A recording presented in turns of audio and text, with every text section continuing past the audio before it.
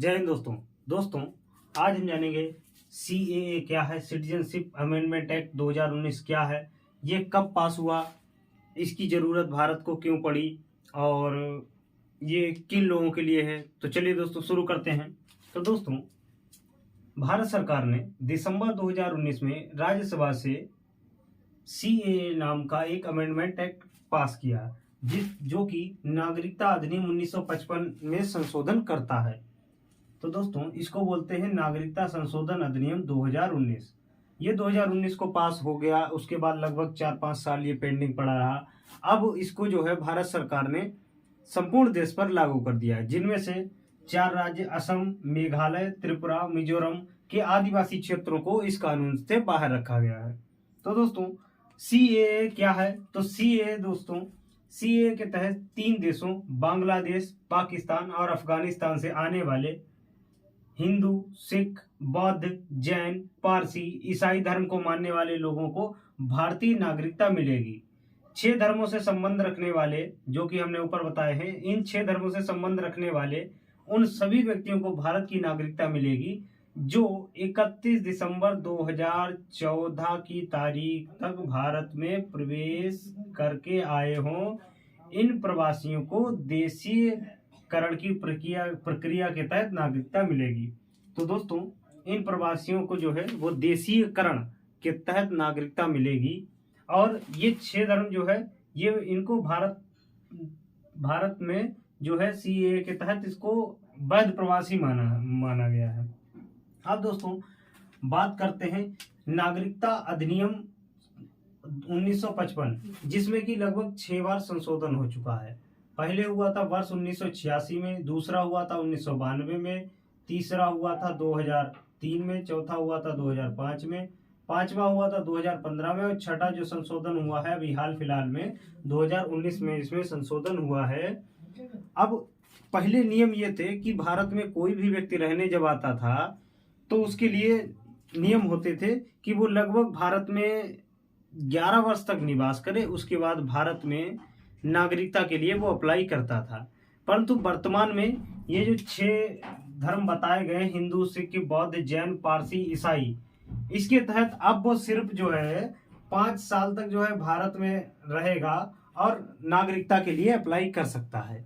अब दोस्तों, जो पुरानी कानून थी उसमें जो है तीसरी अनुसूची में बताया गया था कि भारतीय नागरिकता के लिए भारत में कम से कम 11 वर्ष तक जो है रहना जरूरी है। और वो रहते किस तरीके से, आप जो है वीजा के तहत रह सकते थे, भारत में नौकरी करके रह सकते थे और अन्य किन्हीं जो कारण भारतीय कानूनों में बताएंगे उनके तहत आप रह सकते थे।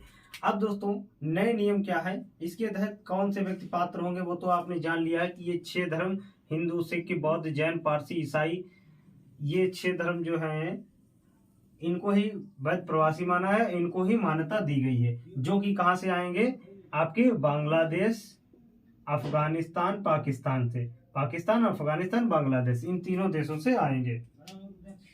अब इनके लिए क्या चीज, जो नए लोग भारत में प्रवेश करेंगे 31 दिसंबर 2014, कहीं कहीं लिखा होगा 1 जनवरी 2015, 31 दिसंबर के बाद अगला दिन जो है 1 जनवरी का ही आएगा 2015 का। तो इसलिए जो है 31 दिसंबर 2014 की तारीख से पहले भारत में जो भी आया है वो इन 6 धर्मों में से किसी एक धर्म को मानने वाला है। 31 दिसंबर 2014 की तारीख से इन 6 धर्मों को मानने वाला कोई भी व्यक्ति भारत में नागरिकता आसानी से प्राप्त कर लेगा, जो कि भारत में 5 वर्ष तक के लिए ही रह रहा हो। अच्छा, इसमें जो है पात्र नागरिकों को क्या क्या दस्तावेज देने जरूरी होंगे, तो पात्र नागरिकों को जो है उनके देश द्वारा जारी जन्म प्रमाण पत्र, शैक्षिक प्रमाण पत्र, पहचान पत्र, राशन कार्ड इत्यादि जो है डॉक्यूमेंट जरूरी होंगे और इन दस्तावेजों को पेश करना होगा। लगभग कानून में 20 दस्तावेज बताए गए हैं जो कि नागरिकता संशोधन अधिनियम 2019 में बताए गए हैं और इसमें एक अधिकार प्राप्त सीमित और एक जिला स्तरीय सीमित का गठन किया जाएगा जो कि केंद्र सरकार करेगी। और इसमें जो है भारत के इंटेलिजेंस से लेकर भारत के सभी बुद्धिजीवी वर्ग कर्मचारियों के लिए जाएंगे, जो कि आपको नागरिकता प्रदान करने का कार्य करेंगे। अब कुछ लोगों ने डर फैला रखा है कि भारत में नागरिकता चली जाएगी, तो ऐसा कुछ नहीं है। भारत में किसी भी व्यक्ति की नागरिकता नहीं जाएगी। अब इसमें विरोध का कारण पता है क्या है? इसमें विरोध का कारण जो है वो नंबर 1 है, 6 विशिष्ट धर्मों का चयन किया गया। इसमें जो है हिंदू, सिख, बौद्ध, जैन और पारसी और ईसाई धर्म का चयन किया गया है। दूसरी बात कही गई है कि अनुच्छेद 14 जो कि समानता का अधिकार देता है, उसका उल्लंघन किया गया है।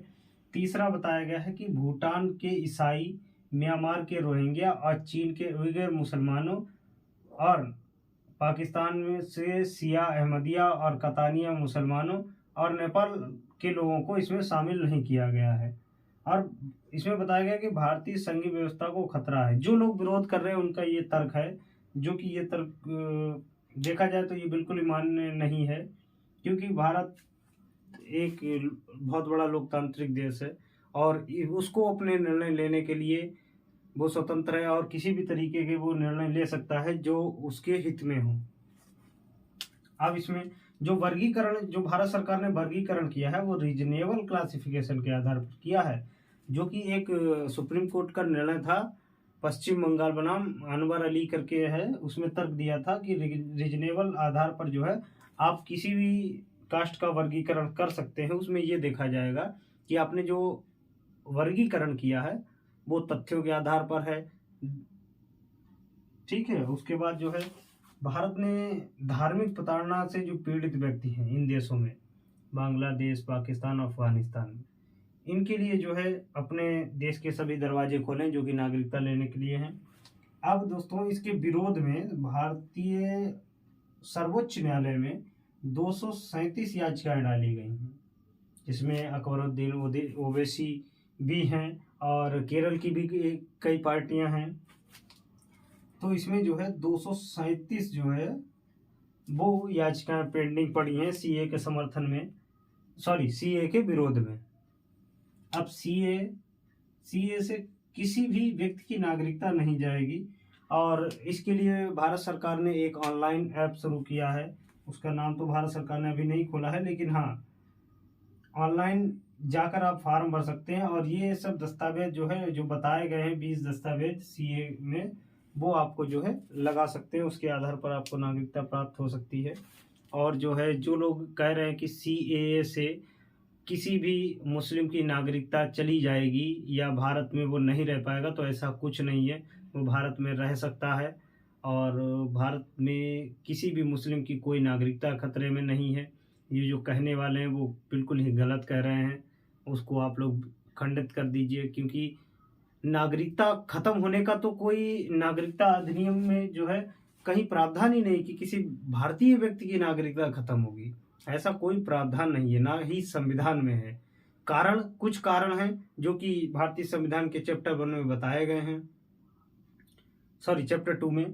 तो उसके आधार पर तो नागरिकता खत्म हो सकती है, अन्यथा की स्थिति में कहीं भी नागरिकता अधिनियम या नागरिकता संशोधन अधिनियम में कहीं भी ऐसा नहीं है कि किसी भी भारतीय व्यक्ति, भारतीय मुसलमान या कोई भी भारतीय ऐसा व्यक्ति जिसकी नागरिकता को खतरा है, ऐसा कुछ नहीं है। ये सब भ्रमिक बातें हैं जिनको कि आप लोग जिन पर ध्यान ना दें। ये अफवाहें जो फैला रहे हैं वो आप लोगों को भड़काने का काम कर रहे हैं। ये राजनीतिक पार्टियां हैं, राजनीतिक लोग हैं जो कि आप लोगों को भड़का रहे हैं। भारत सरकार ने ये सीएए नागरिकता संशोधन अधिनियम सिर्फ और सिर्फ जो है नागरिकता देने के लिए रहे हैं। जो पीड़ित व्यक्ति हैं उनको नागरिकता दी जाएगी। अब भूटान के ईसाई, म्यांमार के रोहिंग्या, चीन के उइगर मुसलमान आदि को इनको ना शामिल करने के भी कुछ कारण रहे होंगे, जिस कारण इनको शामिल नहीं किया गया है। तो दोस्तों सीए का ऐसा कोई मतलब नहीं है कि जिससे कि आप लोगों की नागरिकता जाए। तो दोस्तों आप लोग समझ चुके हैं सीए क्या है, सीए भारत में क्यों लाया गया है। सीए से किसी की भी नागरिकता नहीं जाएगी। तो दोस्तों मिलते हैं नेक्स्ट वीडियो, तब तक के लिए जय हिंद, वंदे मातरम।